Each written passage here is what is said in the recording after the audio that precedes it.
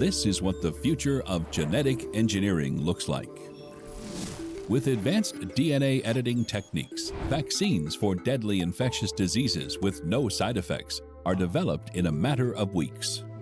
Genes from any plant or animal can be combined to create new hybrid organisms resilient to climate change. This technique can even restore extinct species. Doctors can detect every known genetic disorder early on and repair mutations quickly, giving children happy and healthy lives. Our environmental clock is ticking. Today, scientists are blazing a trail to this very future. Tinkering with genes is actually an ethical thing to do. I want to know what breakthroughs are being made. Technologies like CRISPR are incredibly powerful. What we're doing here is really the beginning of a true revolution. That will forge the future to That is incredible. the rise of genetic engineering.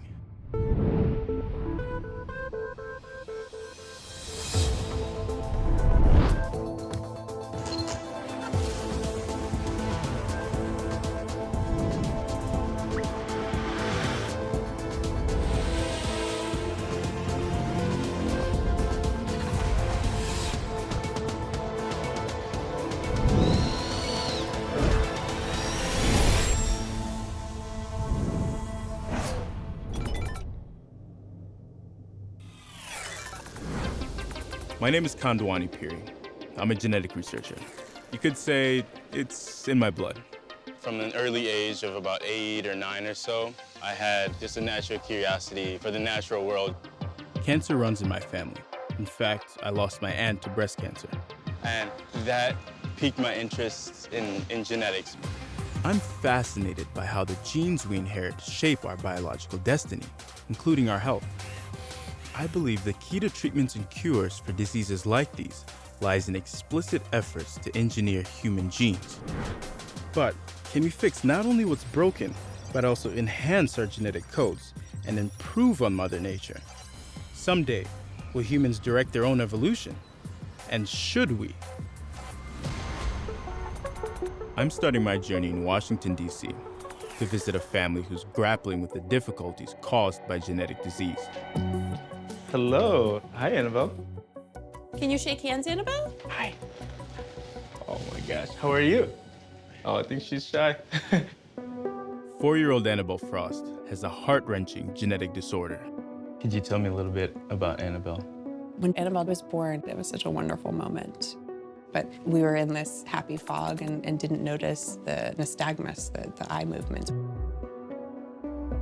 We didn't notice the jerky muscle movements. We didn't notice any of that. But the doctors realized that something was wrong. They diagnosed Annabelle with alternating hemiplegia of childhood, or AHC. This extremely rare disorder causes debilitating spells of paralysis, delayed development, and life-threatening seizures. She'd have days of paralysis where her whole one side of her body, she'd drag it along behind her as she crawled.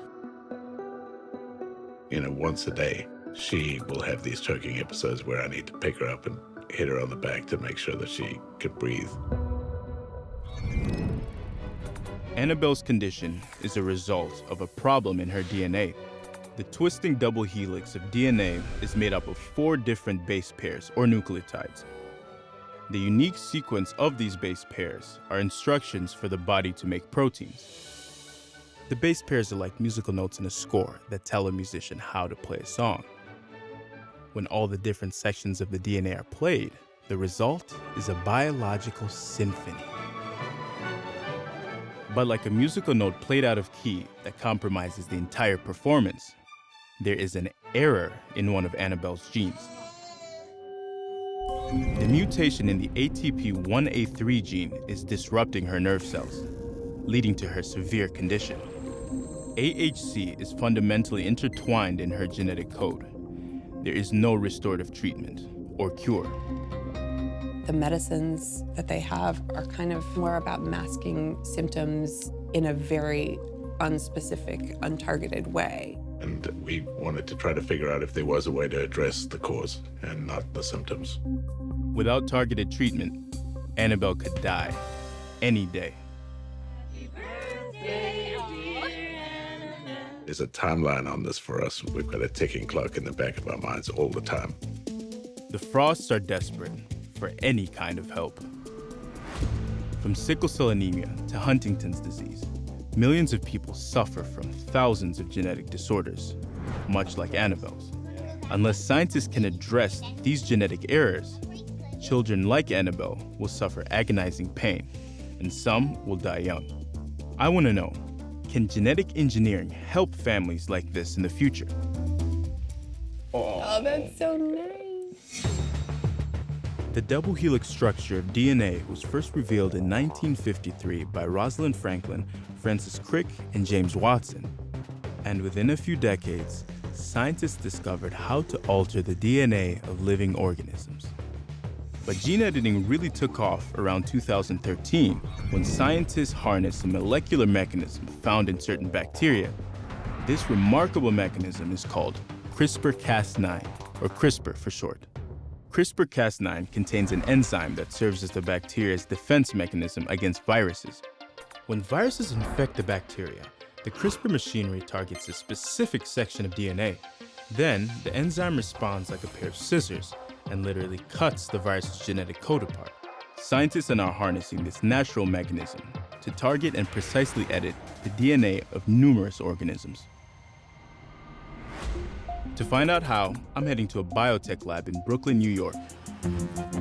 I'm on my way to Gen Space, which is the world's first community biology lab. Beth Tuck is the Director of Science Education at Gen Space. We are an open access science lab. We're a community biology lab. So you're telling me if I'm a computer programmer and I want to learn more about biology, I could essentially come down here and take a class and use your facility? That's it. Beth is going to show me how to use CRISPR in the lab to edit a bacteria's genes in new and novel ways. I brought this kit. Could you explain a little bit how this kit works? Yeah, sure. Got a pipette.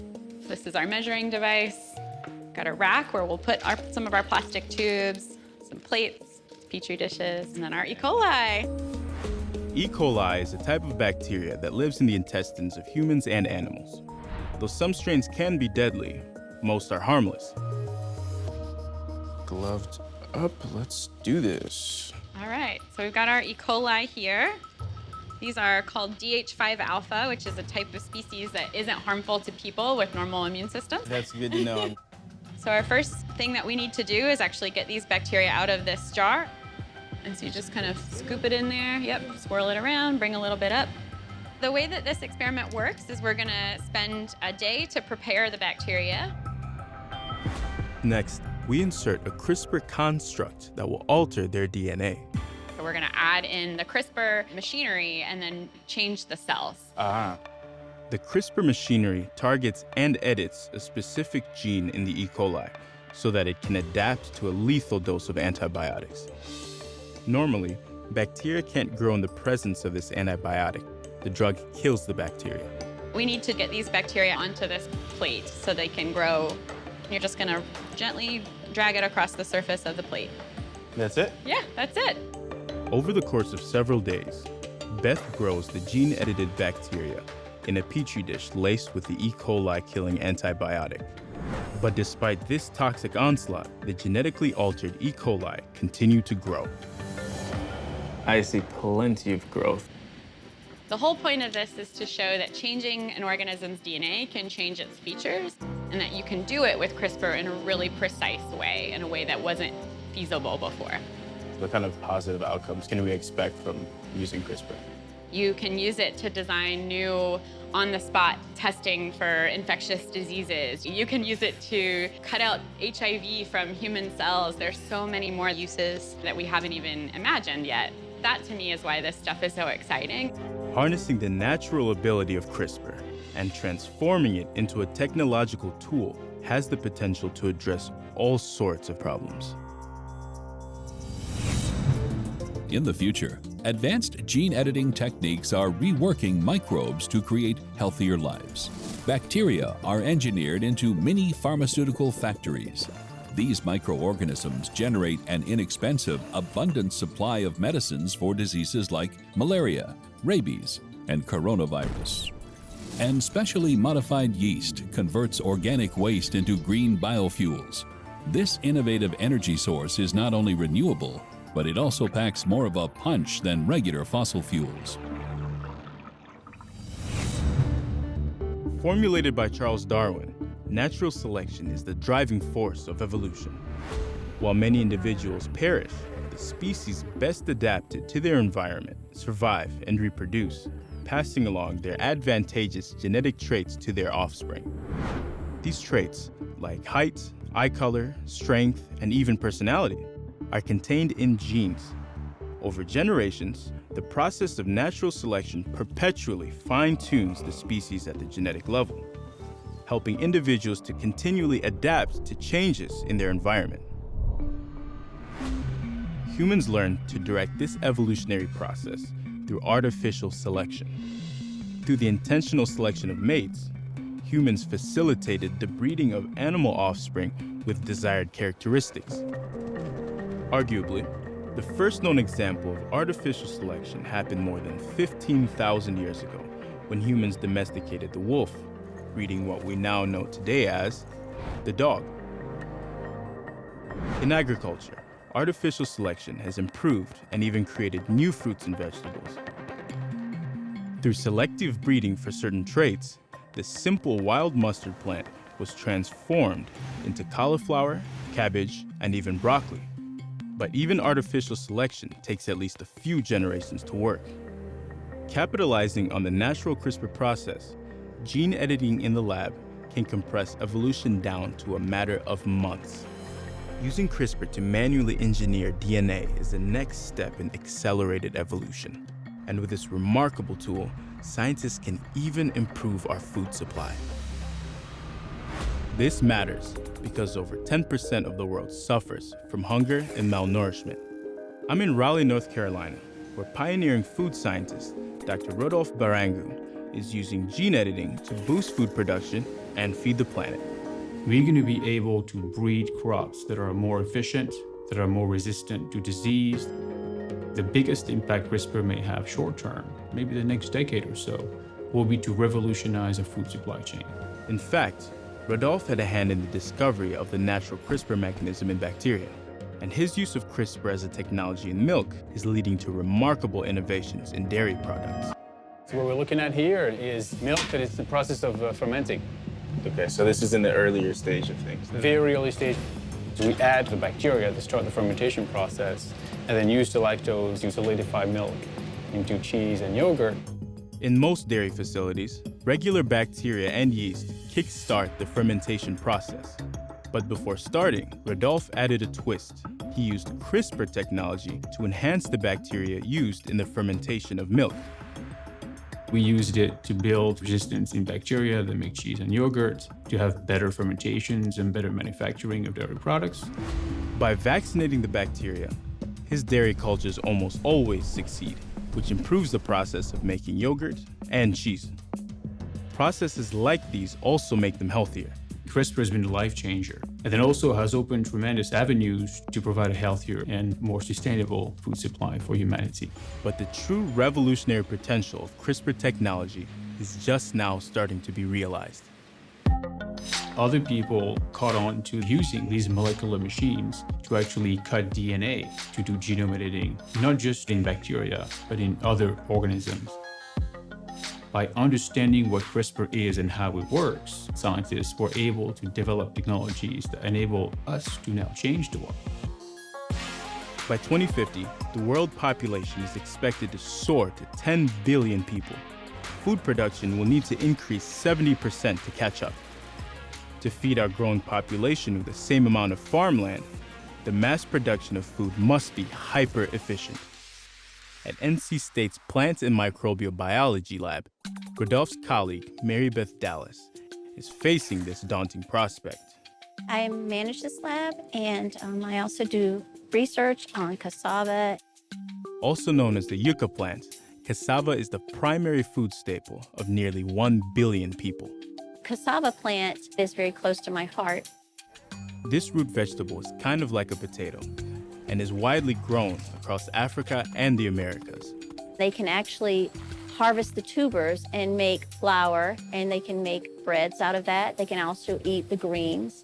It's really a nice plant. Yeah, and me being a native Zambian, that's where I was born. I grew up eating cassava as well as cassava leaf, so it has a special. I know all about it, so it has a special place in my heart as well too. But there's a problem. A malady called cassava mosaic disease is ravaging this critical food source. In Africa alone, it's destroyed cassava crops, leading to numerous famines. You can see here the devastation of the plants. It gets really thin leaves and a mosaic pattern occurs. When the leaves get destroyed like this, they cannot photosynthesize properly, and the tubers that are under the ground cannot get the right nutrients, and they get all shriveled, and then you can't use the tubers for the food. We want to combat and try to find a way to stop the devastation of these crops. To wage this war, Mary's lab must take an experimental approach. Using what's called a gene gun, CRISPR-altered DNA is injected into the cassava plant. We bombard the stems with the CRISPR construct, and what happens is the leaves grow up. In principle, as the leaves and tubers grow from the stem, the plants will become more resistant to the crippling mosaic disease. When could we see a possible usage in African countries that are afflicted? We're still trying to hone in that technique. So hopefully we'll get it soon. Imagine, gene editing could help end world hunger. This is also applicable beyond crops to things like trees. Forests may be the biggest farms that we have. But as the human population grows, so do our agricultural needs. This leads to deforestation, which is one of the primary causes of climate change, contributing to the record high temperatures we see today. To reverse this scary trend, one solution is to plant more trees to absorb greenhouse gases like carbon dioxide. Rodolphe is collaborating with tree biologist Dr. Jack Wang to grow more trees, and fast. What do we have here? So these are transgenic trees. Jack's lab has created over 10,000 types of genetically modified trees. The goal is to optimize traits for different industries, like timber or paper, to reduce their environmental footprint. We deliver CRISPR into these cells. Once CRISPR has altered the tree DNA, the embryos then grow enhanced roots and shoots. So this has been engineered precisely for a specific genetic change using CRISPR. This helps Jack to select for specific traits more quickly and efficiently than traditional plant breeding. So this little bit of seedling is now a tiny little CRISPR-edited forest tree species. This is at this stage just before it goes into the greenhouse. That's right, so it's now ready to be grown for 5 to 6 months. Fantastic, so cool. Jack's next step is taking these seedlings over to the greenhouse where they'll be fully grown and studied. Compared to 15, 20 years it takes to breed a tree in a natural population. In the greenhouse setting, we can analyze and produce new genetically improved trees in as little as 5 to 6 months. That is incredible, 6 months. Here they're quickly growing poplar trees, which is the most effective species at absorbing carbon dioxide from the air. They can capture a very large amount of carbon from the atmosphere, and we have to start solving the problem right here, right now. We can not afford to wait for another 20 or 30 years. This technique for breeding trees is giving reforestation efforts a major jumpstart. Our environmental clock is ticking, and we want to create a better, healthier environment for future generations. It's something that has to be done now. What we're doing here is really the beginning of a true revolution, the next green revolution, coming to a forest near you. Yes. I think it's going to revolutionize our world and solve the grand challenges that we have on the planet. A new CRISPR-fueled green revolution will forge a path to a more bountiful world. In the future, gene-edited plants are addressing world hunger and climate change. Enhanced food crops grow in harsh conditions, even in water-parched deserts. Thanks to these disease-resistant plants, famines across the world are a thing of the past. New fast-growing forests collectively take in the excess carbon dioxide from the atmosphere, cooling the climate and restoring balance to the world's ecosystem. As I see it, gene editing is both a faster and more precise method for artificial selection. While it works in microbes and plants, how feasible is gene editing in more biologically complex organisms, like animals? I'm in Davis, California, to meet geneticist Alison Van Eenenum. She's a pioneer in this field, and I'm getting acquainted with her work. Oh no. Scientists tend to be problem solvers and want to try and address problems using the best method they can. And my lab is trying to breed better cattle. There are about 1 billion cattle on Earth. That's a lot of animals to manage. But Alison is making cattle farms safer by eliminating one particular trait. I see some horns up here. Okay. Dairy cows have been bred to be very optimal for dairy production. And as it happens, dairy cows grow horns. And these horns are a problem because they injure other cattle and ranchers. You could imagine if this was a particularly aggressive bull that he could hurt his pen mates. Instead of manually sawing off these horns, Alison is breeding a dairy cow that doesn't grow them in the first place. Working with a type of cattle that has no horns, she had their hornless gene inserted into horned dairy bull cells. These cells were cloned to make the hornless animal. These hornless cows are descendants of a gene-edited hornless bull. These are proof of concept animals. They are kind of a prototype of how you could use genome editing. This genetic technique produces offspring with the desired trait much more quickly than the decades of breeding normally required in traditional animal husbandry. That's really what editing does for us, is it enables us to bring in one useful characteristic that we want, in this case, not growing horns, and not alter the rest of the genetics. This technique shows that gene editing tools can be used to introduce desirable traits from one animal into another. Outside of trying to remove the horns, are there any other expressions that we would want to get rid of or add?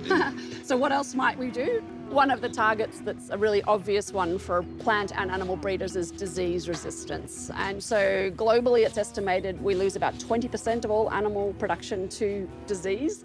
That's a large percent. That's hundreds of millions of cattle needlessly lost every year. To me, genetics is the best approach to deal with disease, because if they don't get sick, they don't need to be treated with antibiotics, they're more productive, farmers happy, cattle are happy, consumers are happy. So it's kind of a triple win for sustainability. But there's an even more fundamental trait that Alison is trying to select for. In the beef cattle industry, we would actually prefer males. That's because male beef cattle produce quantitatively more meat per pound of feed than females. So Alison is also using gene editing to breed cattle who only produce male offspring. To achieve this, she inserts a special gene into cow embryos in the lab. This makes selecting the male sex possible. This could save more animals from being slaughtered, and techniques like these could be used to insert disease resistance, potentially reducing the need for antibiotics. In fact, a gene-edited embryo was implanted into this cow just 3 months ago. And there's Princess. So in a few short moments, we're about to see an ultrasound of a cow here. Veterinarian Brett McNabb is going to perform an ultrasound on Princess to see if the gene-edited embryo has taken hold. We're just going to make sure that the pregnancy is still healthy and viable from what we can tell. So an ultrasound on a cow is not quite the same as an ultrasound. The principles are the same, but our approach is a little bit different. Alison's checkup may depend on the whims of this mama cow to get the ultrasound scanner up her, well, you know.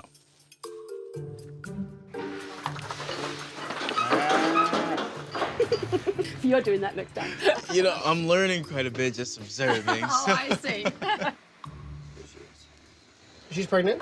That's good news. It appears the embryo implant has successfully taken hold. So on ultrasound, we use sound waves, and so anything that's more dense is going to bounce the sound wave back to my probe. And then you can start to see floating around in there are those bright white structures. Those are all parts of the calf. Oh, yeah, okay. Based on certain structures, we can sex the calf, and it looked like a male. For Allison's endeavor to breed male-only beef cattle, this is a significant milestone. While these techniques are still experimental and haven't yet been approved by the FDA, Allison believes that consuming products from gene-edited cattle poses no threat to human health. Artificially selecting for the male sex could make cattle production more humane and more efficient. There are some pretty compelling benefits that outweigh the risks. Seeing the genetic engineering of livestock up close and personal is absolutely mind-blowing. In the future, engineering the genes of farm animals speeds up their evolution as useful domestic species. A new variety of cow, gene-edited to dramatically reduce the emission of the climate-damaging gas methane, is vastly reducing global warming. Organs from genetically modified pigs are safely implanted into humans without fear of rejection from the immune system. No one dies from a lack of an organ donor anymore. Humans have selectively bred plants and animals, refining the traits for thousands of years. We've even created hybrids by mating creatures from two different species. For example, a donkey and a horse make a mule. But in the lab, mixing up genetics can result in anything and, well, everything. Jellyfish DNA spliced into a bunny results in a fluorescent bunny. When spider DNA is edited into goats, their milk can be spun into spider silk. Hybrids like these are often bioengineered for research purposes. But one scientist is using CRISPR's crossbreeding abilities to do something truly ambitious. He's bringing back the genes of extinct species. I'm in Cambridge, Massachusetts to meet Dr. George Church, a legend in the field of genetics, one of the originators of gene engineering. He's been working in Russian Siberia to find the remains of woolly mammoths, with the aim of resurrecting their DNA to fight climate change. There's unfortunately lots of melting ice in Siberia, and so there are millions of mammoths that are frozen that are becoming exposed. We had access to 6 really excellently frozen specimens that had never thawed in 40,000 years. When you were grabbing the samples from the woolly mammoth, anatomically we're dissecting big chunks of mammoth legs with a drill bit, and we're kind of suited up because there's meat flying all over the place. Due to overhunting and environmental changes, woolly mammoths began going extinct around 10,000 years ago. But George is extracting their DNA from the cold, preserved remains in Siberia and mapping their genome. So we read the genome into the computer, and then we write it into modern Asian elephant cells. Modern Asian elephants and woolly mammoths share a common ancestor, but are 2 distinct species. George is using advanced CRISPR techniques to resurrect multiple cold-resistant genes from the woolly mammoth that grow extra hair and produce more fat. He then plans to integrate these genetic traits into the eggs of Asian elephants. We can make dozens of edits to the genome and then clone them into baby elephants. But why? It turns out cold-resistant elephants could also help mitigate global warming. In the frigid tundra of Siberia, grass is more effective at keeping the Arctic cold than the current forest environment, which retains heat. Those billions of square kilometers are at risk of warming, and it's the only herbivore that can knock down the trees is the elephant. Oddly, the herbivores can change it back to grasslands, which is more photosynthetic. And a sizable population of cold-resistant elephants would help maintain this region as grasslands through grazing. And a more photosynthetic Arctic would absorb more carbon dioxide. So it's part of what will hopefully be a big international effort to convert the Arctic, at least partially back, to the form that was more conducive to fighting climate change. Is it outside of the realm of possibility to, say, bring back an extinct creature like a woolly mammoth? Once we get good at it, we may switch the cold-resistant elephants into fully genetically identical mammoths. Who knew? Resurrecting woolly mammoth DNA could help restore icy conditions across the Arctic. In the future, genes from most creatures can be safely inserted into other species to create revolutionary hybrids. Engineered jellyfish with genes from plastic-eating microbes now clean up the oceans by organically breaking down non-decomposing trash.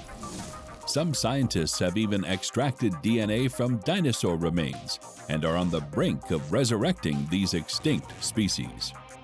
The hope is, by bringing a single dinosaur back to life, new technologies will be developed to help other species on the brink of extinction. Speaking with George Church firsthand is both humbling and inspiring. As if resurrecting the DNA of the woolly mammoth wasn't enough, he also helped start the $3 billion Human Genome Project.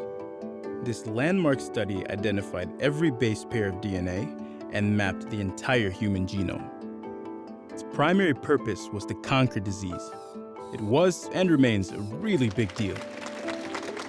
We are here to celebrate the completion of the first survey of the entire human genome.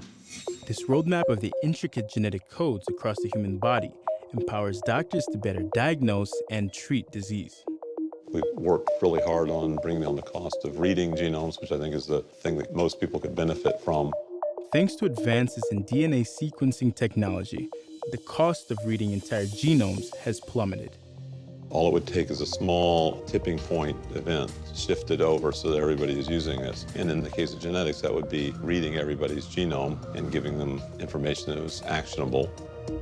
By actionable, he means letting individuals know what kinds of diseases they're genetically susceptible to.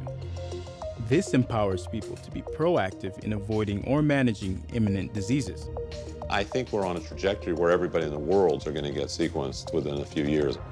The Human Genome Project continues to have a big impact in treating all kinds of human diseases. To find out how, I'm at the historic Cold Spring Harbor Laboratory in Long Island, New York, to meet with Dr. Bruce Stillman. There's been a revolution coming from the Human Genome Project, and a lot of cancer research is linked to that. We now have a very deep understanding of that genetics, and what that can do is to link new therapeutics to individual patients' genetics. I have an interest in oncology. I'd lost an aunt to breast cancer, and I think that took me down this journey towards finding a solution. One of our scientists used a very interesting genetic technique of genetic selection, and now we're gearing up to use that information to improve cancer therapy. Founded in 1890, this lab is home to 8 Nobel Prize winners. So this was the first lab at Cold Spring Harbor, and it's still used. This is a cancer laboratory, so still used for cancer research. Scientists here are using gene editing techniques, including CRISPR, to develop new ways to fight cancer. These advances are leading to treatments tailored to work with an individual's unique genetics. So for instance, if you have a mutation in a particular gene that causes lung cancer, there is a therapeutic that is targeted to that lung cancer. But in the shadow of its long history of using genetics to improve human life, Cold Spring Harbor Labs do have an unfortunate and dark past. What happened in the 19-teens and the 1920s was that scientists began to believe that a lot of traits were inherited by individual genes when in fact they weren't. This led to an era of what's called eugenics. That is, the selective breeding of humans. Cold Spring Harbor Labs even opened a eugenics records office to gather biological information on the American population. At the time, people with certain traits that some believed to be desirable were deemed fit to reproduce, while minorities and those with disabilities were blocked from marrying and were even sterilized. That eugenics movement got way off track from science. Scientists pushed back against this eugenics movement, and by the 1930s, it was effectively shut down in the United States. Despite this skeleton in the closet, it's important to know our history so as not to repeat it. And from what I see at Cold Spring Harbor Labs today, I think there's plenty of room to be optimistic. When real science is conducted, true progress can be made. And the best place to start is with affected children. We have worked on a disease called spinal muscular atrophy, which is a mutation that children inherit. The child will eventually die, but the laboratory developed a drug which actually prevents these children from dying and actually gives them a fairly high quality of life. All this makes me think of young Annabelle Frost and her debilitating genetic disorder. And this kind of research fills me with hope. In fact, genetic engineering can even remedy genetic disorders like sickle cell anemia. Caused by mutation, this disease deforms blood cells into hook-like shapes, which can stick together and cause life-threatening blood clots. CRISPR is now being used to change genes in sickle cell anemia, where you then transplant back into those patients cells in the blood system that will essentially reverse the sickle cell disease. And so those types of trials are occurring now with CRISPR. Recently, scientists gene-edited a patient's own stem cells that produce bone marrow. They then re-injected these altered cells back into her body.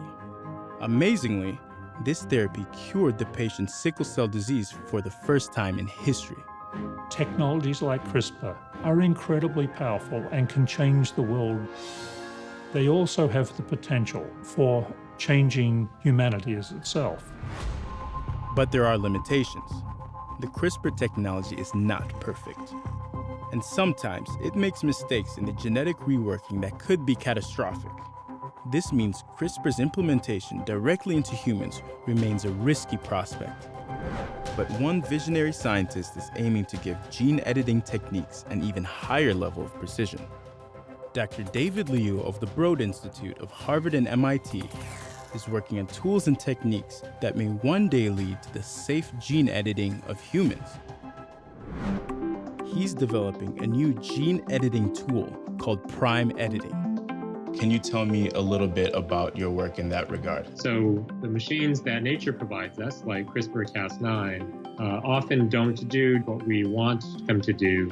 The result of breaking that double helix most frequently disrupts genes to cause the deletion or insertion of small numbers of DNA letters at the cut site. Both CRISPR and prime editing technologies work by cutting DNA. But in some sensitive situations, CRISPR technology can be too blunt of a tool. That's because it breaks both strands of the double helix. In rare instances, this can disrupt a gene in unintended ways. But prime editing is more like a pair of tweezers. It breaks only one strand of the double helix, allowing scientists to very precisely change a single base pair. This is like changing one note in a musical score. For most diseases with a genetic component, it's believed that in order to treat the disease, you need to precisely change that mutated gene back to the normal DNA sequence. This ultra-precise technique means David can replace an individual mutation on a single step of DNA and not an entire section of the ladder. So you can make those kinds of changes using prime editors, the kinds of changes that we believe could directly correct genetic disease-causing mutations. In the lab, David has successfully corrected mutations for genetic diseases, including Tay-Sachs and cystic fibrosis. And he thinks this prime technology will soon be ready to help people with genetic disorders, like Annabelle. How far off would you say is a potential human application? We should have some of the first drugs ready by perhaps as early as within the next 5 or 10 years. It's an incredibly exciting time. If you had asked me 5 or 10 years ago, I would have said it still is in the realm of science fiction. Yeah, that's wonderful. This experimental technique will become science fact, giving affected individuals the prospect of a better life. But for now, reworking the genetic codes of people remains controversial. In 2018, a researcher stunned the world by using CRISPR to gene-edit HIV resistance into the embryos of a pair of twins. Called germline editing, this technique on humans was considered premature and was widely condemned in the scientific community. The first gene editing in humans was a profound misuse of science, with profound implications in society in general. the involved parties were punished for disregarding safety regulations. Fortunately or unfortunately, the Pandora's box of genetic engineering has been thrown wide open. In many ways, this is one of the costs of doing science. The technology itself is agnostic, it's neither good nor bad. The real question is, what do people do with that technology? And how careful and or mindful are they to the potential unintended consequences that we have? With the depth of control over evolution that gene editing enables, in breeding plants, animals, and eventually humans, we're entering uncharted waters as a species. It's difficult to draw a hard line between where progress should stop and where our morality or our ethics should come in. Some might argue that some lines have to be crossed to make progress. And there has been much progress, especially in agriculture. Today, more than 90% of corn and soybeans are genetically modified, or GMO. These crops require less pesticide, land, and water. Scientists are also using gene editing to develop crops that are more nutritious and even drought-resistant. Though many in the public remain skeptical, the vast majority of scientists believe GMO foods are safe. Tinkering with genes for benefit and for good purpose is actually an ethical thing to do. And as for humans, many believe the benefits of gene editing outweigh the risks. There are 10,000 monogenic diseases affecting hundreds of millions of children across the world. Precise medicine would help, and then we start building on that. In the right hands, I think genetic engineering will usher in a much better future for people and our planet. Some think it will even shift human evolution into overdrive. In 30 years, we may be unrecognizable. I don't think that's going to be our intention, but when you take these big leaps and get comfortable with them, people get addicted. I'm hopeful that gene editing technology will ultimately help people like my aunt and Annabelle. And for those reasons and many more, I believe the rise of genetic engineering can't come fast enough.